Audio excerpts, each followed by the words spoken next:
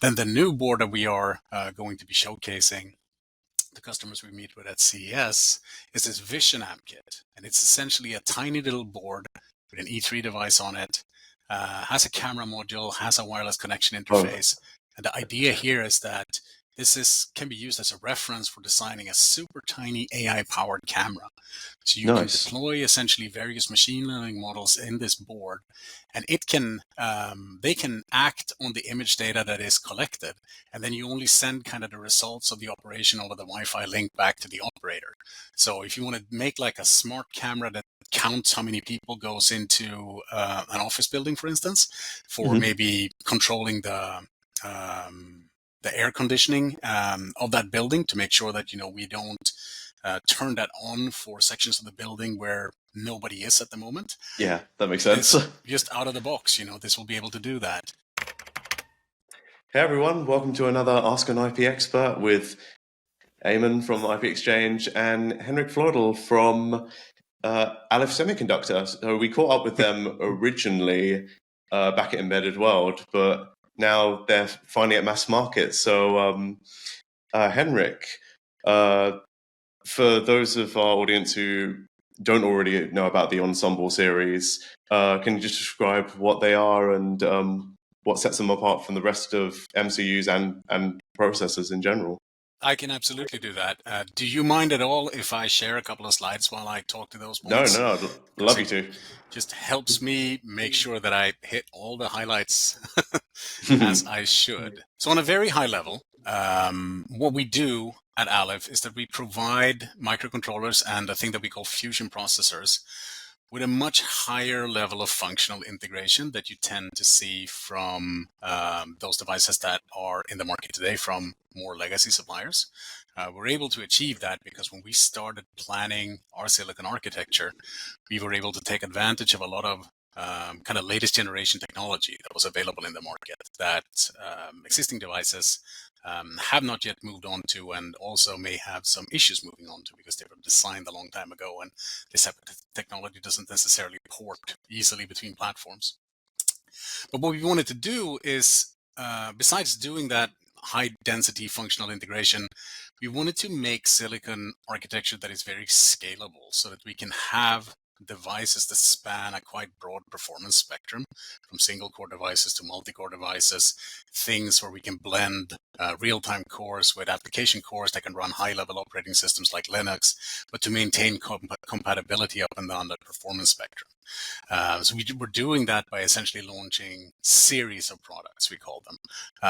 And it's kind of like families, right? So it's not just a single device, it's a number of different devices with different configurations, and we maintain software compatibility between them, and also to the highest extent that we can, we try to maintain hardware compatibility so we can have kind of common footprints. So you can decide when you build something, do I put a big powerful chip in it or a small chip in it? And you don't have to change your PCB. It's all kind of set up to just work because we're trying to be pin compatible. Oh, nice. We designed the entire architecture as well for battery life. It's really hard to be power efficient if you don't have that as a goal when you start setting up kind of the foundations of a platform like ours. And I can talk a little bit more about that on a slide that's coming up in this deck, kind of how we created that a little bit like a layer cake with an ultra low power foundation at the bottom and then more powerful execution domains stacked on top of that. Security is another thing that we take very seriously at Alif. We were kind of looking at the market it was about almost 5 years ago now when we started planning for this. And the situation was still that most suppliers had kind of a secure family of products, and then they had standard products. Yeah. And we figured that, that doesn't quite make sense because everything that is deployed as an edge device, even back then, needed to be fleet managed, needed to be in-field upgradable, needed access to those security features that, only the secure line of microcontrollers could provide. So we said, let's not do that. Let's just put security in everything that we do. Then we picked some manufacturing technologies that are very small in size of just, the size of the transistors in our devices. We're about half the size of a traditional MCU in terms of transistor size. That means that we can put a lot of memory in them. while still Oh, maintaining okay, very small nice. packages. So, if you're making wearables or, tiny little things that goes in an ear or, in a ring or in a necklace or something like that, we can fit into that footprint and we can deliver even more performance than, other things of that size. And then the last thing, which has been really interesting to kind of see in the last couple of years how that has developed, is machine learning on the edge. So we did a bunch of customer validation. We talked to a bunch of people that we figured would be interested in what we were trying to create and trying to get them to tell us, what are you looking for your upcoming designs? And we heard again and again from customers that they either had an interest in using machine learning on the edge to solve problems that they can't get to with traditional design methods, or that they had solutions that they thought they could improve the efficiency of by applying machine learning technology. So we thought, that's very interesting. Why don't we try to provide a system that can actually run neural networks on accelerators next to the cores, so we don't have to kind of do them sequentially using standard MCU MPU processing. You can parallelize the execution, and we can finish inferencing fast. That means that you can get to a point in your application where you can go to sleep sooner. And that also gives you a lot more power to do not just kind of these time series vibration use cases that MCUs do well for kind of predictive maintenance applications, but also some very advanced voice and some computer vision applications in that MCU footprint, with the relative design complexity, power consumption, and also cost that comes with that. Yeah, so I remember when we were at Embedded World together, you showed me a demo of some pretty high level image recognition on an MCU, which was quite the disruptor, because we did a few other interviews with other providers of AI image recognition, but the power level was just, as in power consumption level, was just so much lower with Alif that it was kind of a staggering find when we found you. Yeah, so kind of what we were looking at when we were planning out the architecture for our devices was to try to address this gap in the market of machine learning enabled microcontrollers that existed and still exists to some degree. But, as I kind of step through the slide, you'll see that we've been able to do at least something about it. What we identified when we were laying out our architecture was that there was a pretty big gap in what was available for edge processing and machine learning in the market. You have all of these really high-performing solutions that were really designed for cloud environments. Things to go into servers, that go into racks, and of course on the cloud, constraints for machine learning models and things like that is not really a thing. If you want to run a bigger model than you can fit on one machine, throw another machine at it. It's very nice to not have to consider that at all. But once you start trying to bring things down into small battery-powered form factors in particular, you kind of run up against, some physical limitations quite quickly. And a lot of these platforms are kind of evolved. They started out up here on the cloud side, and then they've been kind of pushed down into smaller packages so that they can fit into those edge devices. But they still weren't really designed from the beginning with edge in mind. And then you kind of had this big gap in performance until you got down to the level of a typical 32-bit microcontroller. People, in this kind of space, there's a lot of talk about tiny ML, and tiny ML has kind of been, the type of machine learning that can run down here. And that tends to be, they're important use cases, but they're not like super complex in terms of processing requirements.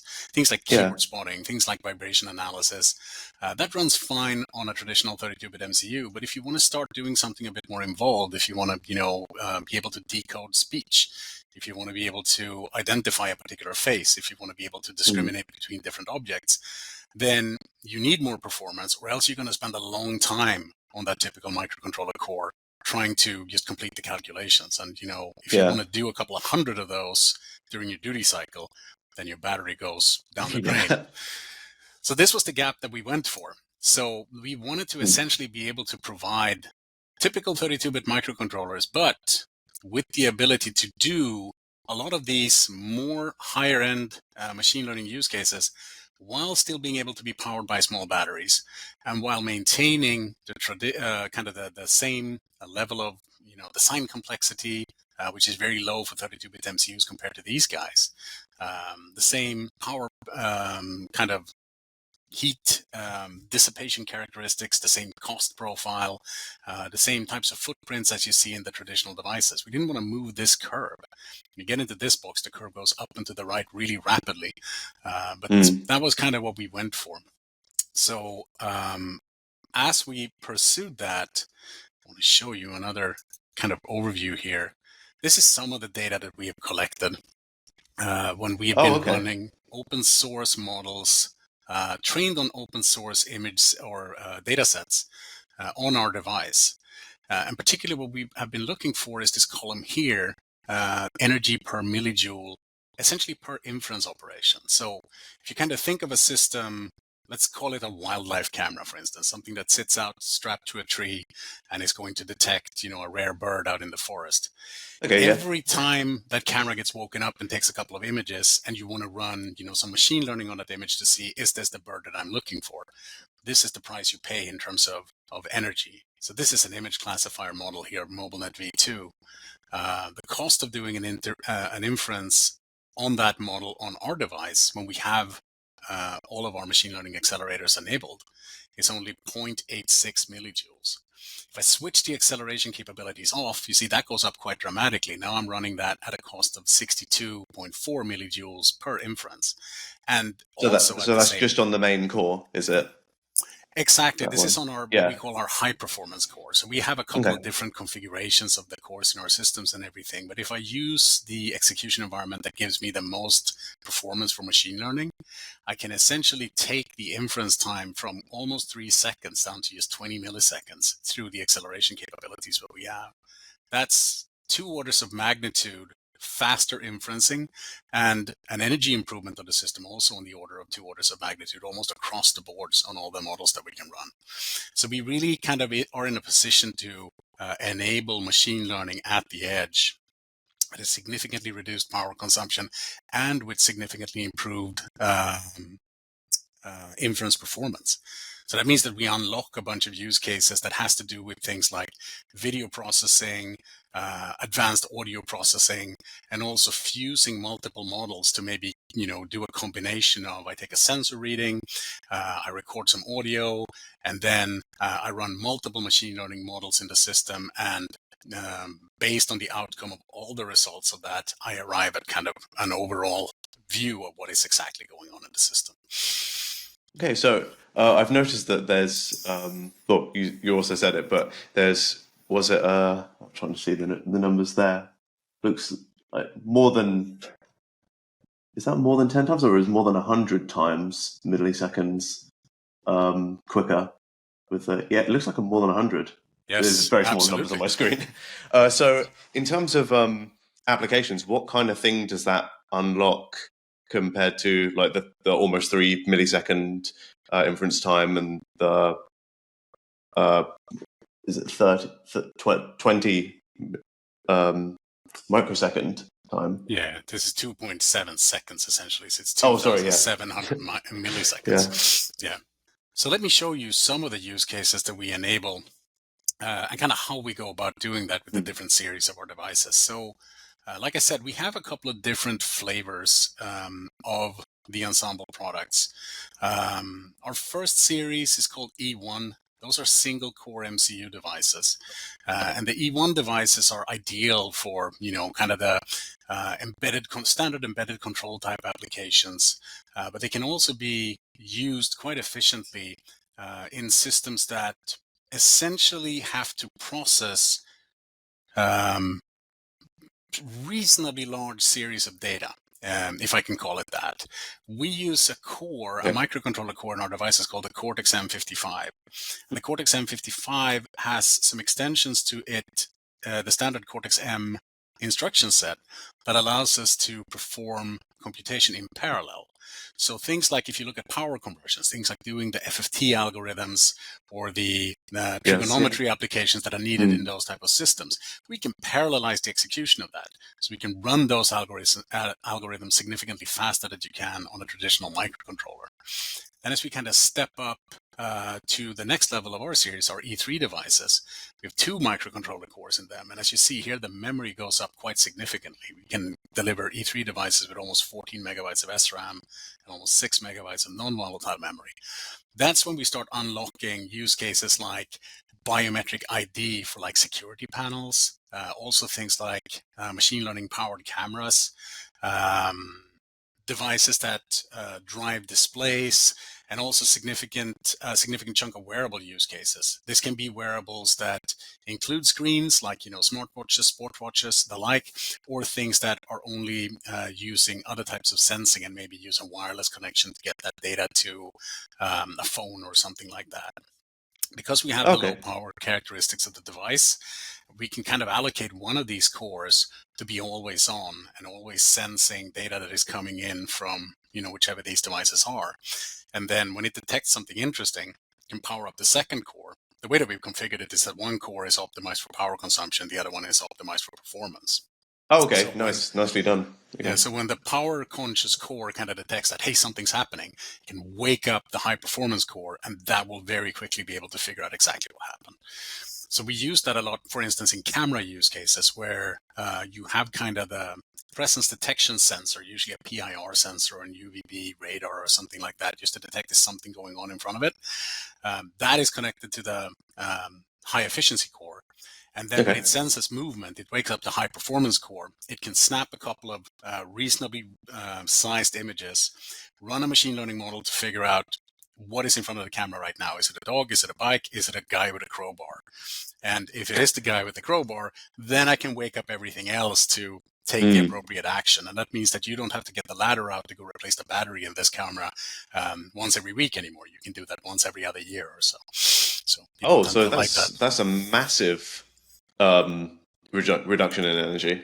Yeah, absolutely. Yeah. I mean, if you remember from the previous slide, we had an increase in power efficiency when we ran object classification models of about, I think it is about 108x for that particular benchmark. So if you think about that, if you have 2 weeks of battery life before, and then multiply that by 108, that's a lot of battery. Yeah, it scales. It really does scale. Yeah.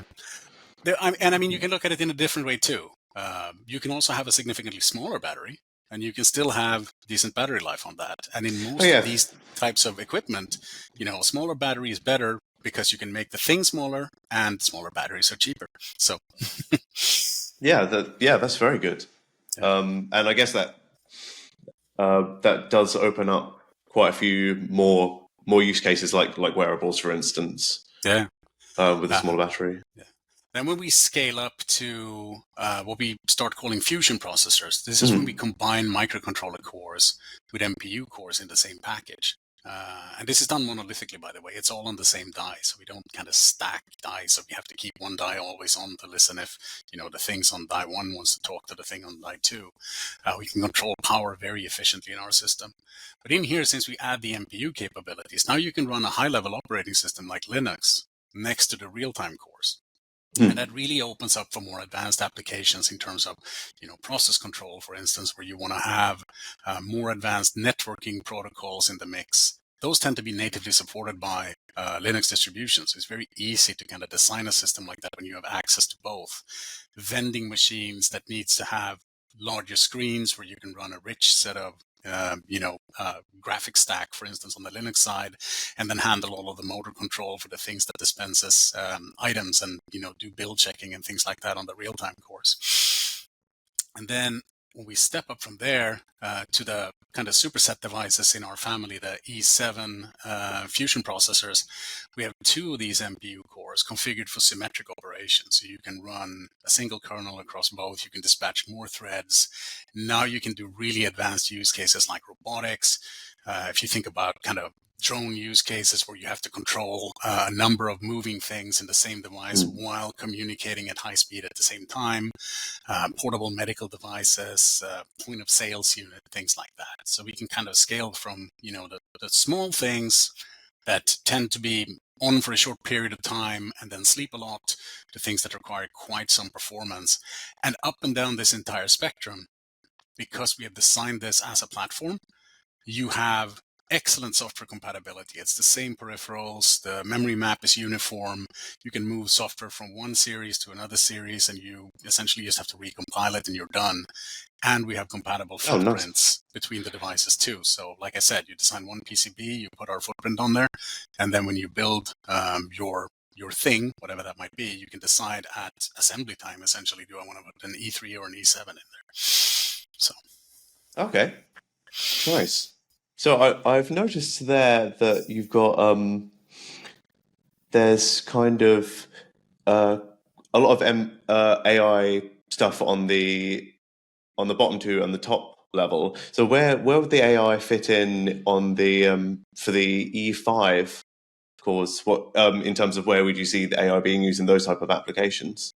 I mean, we see a lot of interesting kind of combinations of kind of traditional solutions around things like this, where AI gets added to provide additional functions.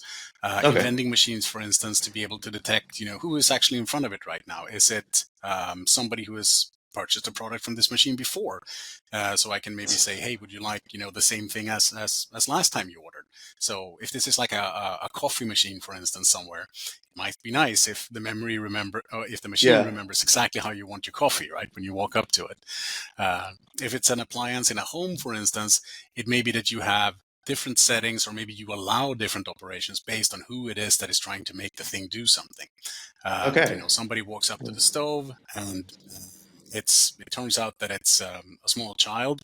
Maybe I just lock out all the controls and not let you put the gas burners on, and wait until your parent or somebody comes along that can reach all the way up to the top safely. Oh, excellent! Things like that. So in terms of where people would go to if they wanted to try out the technology, how does one implement the AI functionality on the controllers? Is there software suites that are like ones that people will know, or is it an Alif specific one? Or so one of the things that we did when we started planning for what do we want to put in our devices in terms of cores and things like that was, what does the enablement ecosystem look like for various instruction sets? And we've been, all of us that work for Alif Semiconductor have worked for other silicon supplier companies for large parts of our career. So we're familiar with a lot of different instruction sets and development tools and things like that. And we always found that ARM, as a company, as an IP licensing company, provides an excellent software and enablement ecosystem. So that's why we went with ARM when we licensed our MCU and NPU cores. That essentially means that we're compatible with the entire ARM ecosystem of tools and software that is out there. We worked with a lot of the key suppliers on the IDE side and on the software side from day one, from when we had our first silicon available. So in terms of being able to find a compiler or a debugger or an RTOS or something like that, take your pick. Essentially anything that works on a traditional 32-bit ARM-based microcontroller is supported in our devices. We also use a lot of free tools in our application engineering teams. We tend to use Visual Studio Code together with either the GCC or the open source LLVM compiler, and we also do a lot of debugging with GDB using various JTAG probes and things like that. So you can put together a development workflow using entirely open source tools as well. We collaborate very closely with ARM and Google and TensorFlow for enablement on our machine learning accelerators on the Ethos U55 cores. And we also work with companies like Edge Impulse that provide excellent kind of end-to-end environments for being able to design a machine learning model, to be able to upload training data, label that training data, and then tune the resulting model specifically for our hardware and deploy directly from their environment to it. So that's something we've been working with them on for a couple of years now to make sure that we can provide. We have our own tools to do kind of the low-level configuring of the devices to set up pin muxes and clocks and things like that. Oh, okay. These tools are web-based, so you don't need to install anything. You just go to a website, put in your configuration information, and you hit the button, and you download some files that you put in your project, recompile, and you're set. That will set up everything for you. Then good. on the software side, Nice. we have support packages for the common real-time operating systems. We have our own Linux distribution that we provide based on Yocto, so it's very easy to reconfigure for exactly what you need. And then we work with a raft of partners around things like being able to process sound, being able to configure microphone arrays, being able to do machine vision, and also have compatibility for a lot of the common open source graphic stacks that people like using. So this is not everything. This is kind of a snapshot of some of the highlights. But yeah, we try to be as compatible as possible with things that people are already using, so that they don't have to switch to something entirely new. Used to work with an Alif device, because that's always annoying. It's like I'm productive in the thing that I have. Why are you making me change? We don't want to make anybody change. We just want to make sure that they can get their stuff done. Excellent. So I've already obviously previously written about some of the kits that you've done, but I've heard that there is a new kit which hopefully we'll be able to see at CES. That is true. But if you'd like to give a little a hint about what's going on there, then I'm sure everyone would appreciate it. Yes, we have several evaluation kits available for our devices. We kind of do different types of kits. We have a platform that we call the Dev Kit, which is really designed for evaluating from the hardware perspective, if you understand what I mean. We try to bring out as many signals as we can on this one, so that you can connect whatever you want to it. And we also want to make it easy for you to use the Dev Kit to measure power consumption of various parts of your system as you're evaluating. Then we do another class of kits that we call app kits. These are more application oriented, as the name implies. We have an AI/ML app kit that's been in the market for some time, that comes with a camera module, that comes with microphones, inertial sensors. We even have a Wi-Fi BLE module on it, and a display, so you can kind of run this or output the result of your machine learning models directly on the screen. And we provide a number of different demos that can run on this app kit using various machine learning models, and you can replace them, as you want with, your own models to kind of see how they perform on our hardware. Then the new board that we are going to be showcasing the customers we meet with at CES is this Vision app kit, and it's essentially a tiny little board with an E3 device on it. Has a camera module, has a wireless connection interface. And the idea here is that this can be used as a reference for designing a super tiny AI-powered camera. So you can deploy essentially various machine learning models in this board, and they can act on the image data that is collected, and then you only send kind of the results of the operation over the Wi-Fi link back to the operator. So if you want to make a smart camera that counts how many people goes into an office building, for instance, for maybe controlling the air conditioning of that building, to make sure that we don't turn that on for sections of the building where nobody is at the moment. Yeah, that makes sense. Just out of the box, this will be able to do that. And also, it's kind of interesting because we see a lot of interest for creating vision-based solutions in, let's say, environments where people might not be comfortable installing traditional cameras, if you understand what I mean. So this kind of building management system is a common use case. And most of those building management software platforms, they want to detect, in all parts of the building where are people moving, but nobody wants to have a camera in the bathroom, right? But a system like this, where the image is not actually retained, it's only used for a machine learning inference to see did somebody go in or out. You don't have to worry about that. It kind of protects the privacy anyway.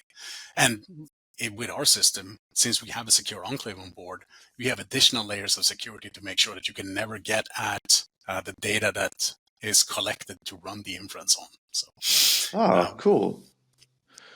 So out of interest, which of the Ensemble devices is the one that's in the Vision app kit? Is that the E1 or the E3? We used a superset of the E3 series on the Vision app kit. Okay.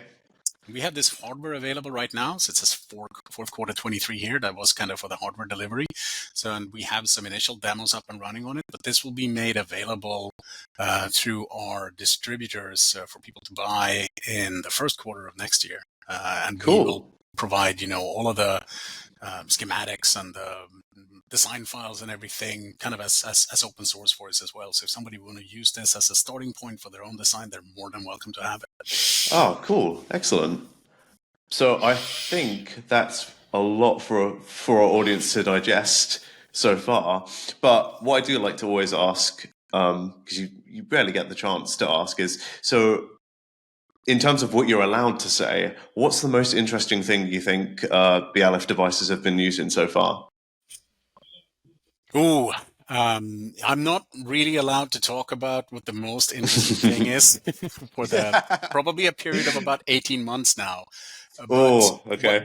What I can say is that you should expect to find our devices in some really cool wearable technology in the kind of in the new spaces that are being carved out for when you kind of look at not just vision, but also augmenting vision with other type of sensors to create sort of a more richer user experiences as a whole.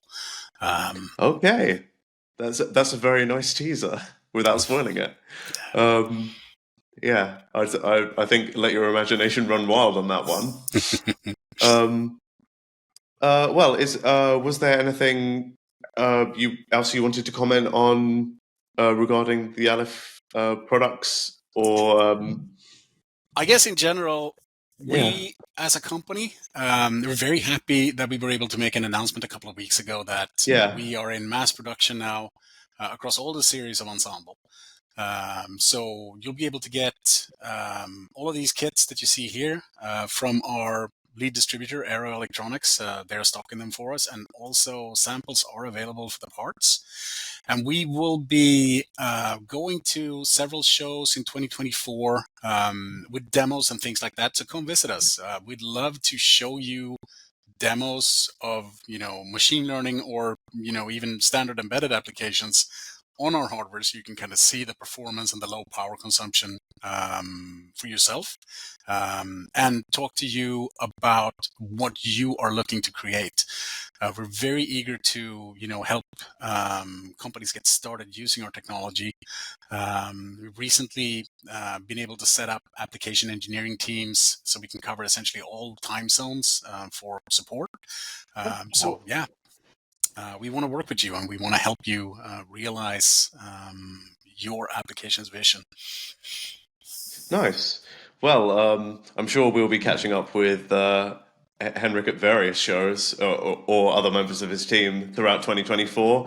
But I think this is a great way to tease CES and what's to come. So thank you so much, Henrik, for the opportunity to chat with you about the Ensemble family. I'm so glad to see them finally on the market. That was my pleasure.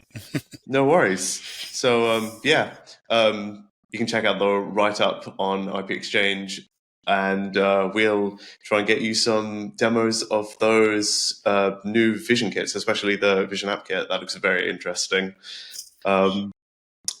So yes, that's been Ask an ipXpert with Henrik Flodell from Alif Semiconductor. It's the end of the day. All right. Thank Thank you you so much, Eamon. It was my pleasure.